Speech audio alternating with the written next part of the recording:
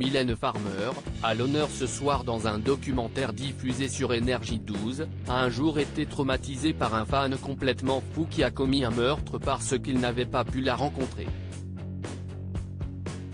Ce jeudi 29 juin 2023 à 21h10, Énergie 12 diffuse le documentaire Mylène Farmer, Secret d'une icône. L'occasion ainsi de tout savoir sur la célèbre chanteuse, elle qui s'est construite une véritable communauté au fil du temps. Ses admirateurs sont prêts à tout pour la voir de plus près. Une véritable obsession qui a un jour hélas mené l'un d'entre eux à commettre l'irréparable. En effet, comme le rapportait Le Parisien en 2009, celle qui a habité la luxueuse villa Montmorency dans le 16e arrondissement de Paris s'est retrouvée au cœur d'un fait divers.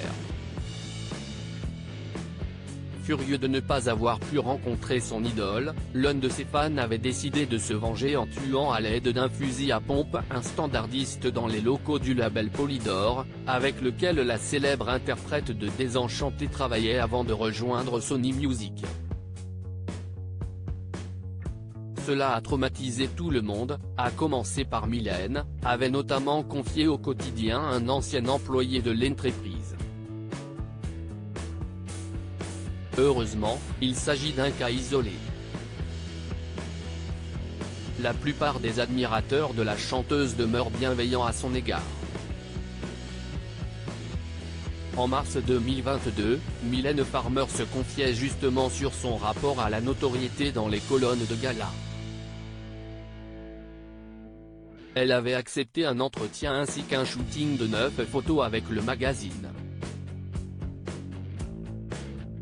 Personne n'est armé pour cela. Si est inattendu. Parfois agréable, souvent brutal. Mais je n'ai pas eu besoin d'opposer une résistance très longtemps. J'ai rapidement compris que la notoriété n'était pas synonyme de bonheur, en ce qui me concerne, avait alors déclaré l'artiste de 61 ans, elle qui ne s'exprime que très rarement en interview.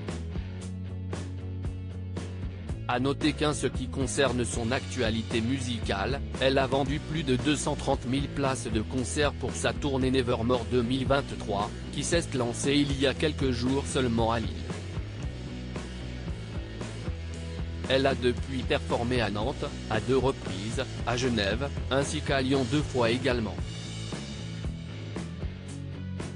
Elle s'attaquera désormais au Stade de France dès demain, jusqu'à samedi. Un retour en puissance pour Mylène Farmer, 4 ans après l'imposant spectacle du Live 2019 en résidence à Paris La Défense Arena.